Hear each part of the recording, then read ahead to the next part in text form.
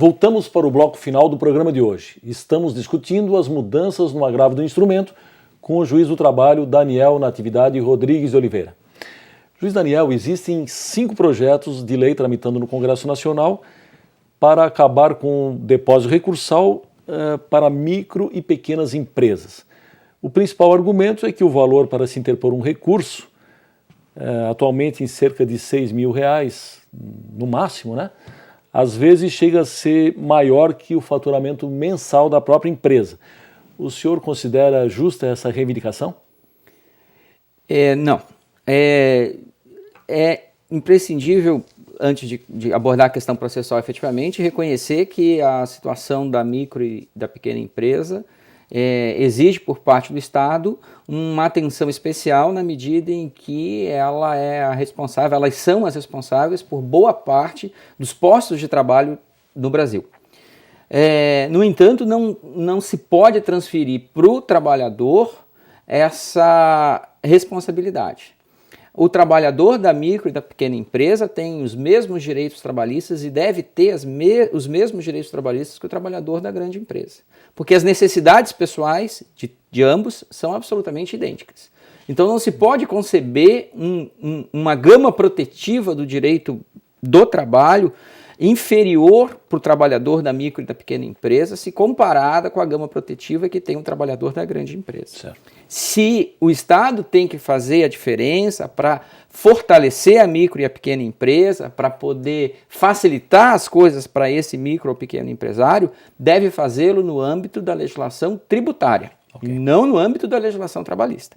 Então, se não há razão que justifique, razão plausível que justifique essa diferenciação no âmbito das normas do direito material, do direito mínimo aplicável ao trabalhador de uma ou de outra empresa, não há justificativa também para que no âmbito processual ocorra um tratamento diferenciado. Se a micro ou pequena empresa deve, ela tem que pagar. E se precisa garantir o juízo por meio do depósito recursal para que a dívida seja satisfeita no futuro, essa regra também deve valer para micro e pequena empresa.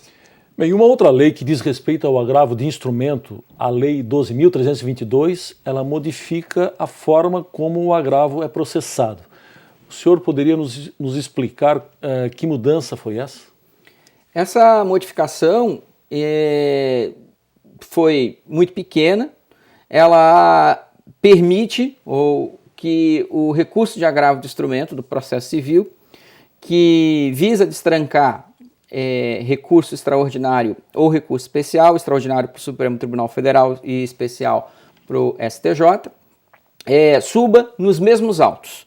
Então a lógica do agravo do instrumento é que esses recursos viessem a subir por meio de instrumentos e os autos principais retornassem ao juízo de origem para aguardar o julgamento do agravo. O que a lei diz é que isso não vai se fazer mais. A interposição do agravo do instrumento vai fazer com que os autos subam para o tribunal ad quem.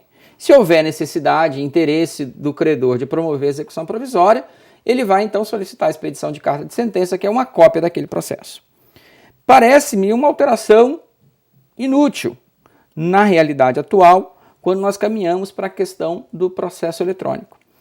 Os recursos já estão sendo interpostos pela via eletrônica. Certo. Isso pressupõe já a existência de um arquivo eletrônico contendo a cópia de todas as peças processuais. Então, foi uma alteração de pouca utilidade prática e que não alterou, na realidade, as coisas. Isso daí não se justifica, porque a própria existência do processo eletrônico já permite que o processo em si suba para o tribunal eletronicamente e que uma outra via desse processo, digamos assim, uma outra via entre aspas, retorne para o juízo de origem para se promover a execução provisória, se for o caso, até sem a necessidade da formalização do que se chama de carta de sentença. Bem, na área trabalhista, a fase de execução é o grande gargalo que nós temos aí para enfrentar. A pergunta, cabe o depósito recursal na fase de execução? Cabe. Um detalhe que está na instrução normativa número 3 do TST, que pouco é observado na prática. Lá está previsto que cabe o depósito recursal toda vez que o provimento dos embargos do devedor importar em acréscimo do valor da dívida. E ao reconhecer que o valor homologado, que o valor em execução não corresponde àquilo que é devido ao credor, e ao majorar esse valor, se isso estiver indicado de forma clara na sentença que julga os embargos, indicado o valor líquido devido, o valor líquido não, o valor devido, esse acréscimo apresentado, se o juízo não tiver garantido por meio de penhora, exigirá do agravante, que no caso o recurso é o agravo de petição, o preparo com depósito recursal do valor acrescido sem qualquer limite. Então, se, exagerando no exemplo, eu estava executando R$10.000, tinha um juízo garantido com a penhora de R$10.000, e se reconheceu via decisão de embargos do devedor que a dívida é R$100.000, eu tenho R$90.000 a descoberto. A instrução normativa número 3 do TST diz que para recorrer com agravo de instrumento, de petição, é necessário fazer o depósito recursal sem qualquer limite em dinheiro, ou seja, esse executado teria que pagar os R$90.000 em dinheiro para poder recorrer. Seria uma hipótese que o depósito recursal ensejaria a necessidade de uma garantia do juízo total sem qualquer limite. Todavia, na prática, é o que se tem visto, esse detalhe da instrução normativa número 3 do TST acaba não sendo observada, porque na prática as decisões que julgam os embargos do devedor e que acolhem os embargos, a impugnação do credor, elas não mencionam o valor que está sendo acrescido. Então não se tem um parâmetro para se exigir o depósito recursal. Mas se vierem a fazê-lo, como por exemplo num caso de litigância de má-fé, de ato atentatório à dignidade da justiça, esse valor indicado na decisão que julga a impugnação do credor ou os embargos do devedor, deverá balizar o recolhimento do depósito recursal em dinheiro sem qualquer limite. Bem, o nosso tempo terminou. Eu agradeço muito essa belíssima aula sobre agravo do instrumento. Obrigado pela sua participação. Chegamos ao fim do nosso programa. Hoje discutimos as mudanças no agravo do instrumento com o professor e juiz do trabalho Daniel Natividade Rodrigues de Oliveira. Visite nosso canal no YouTube. Após a barra é só digitar Justiça do Trabalho SC sem cedilha.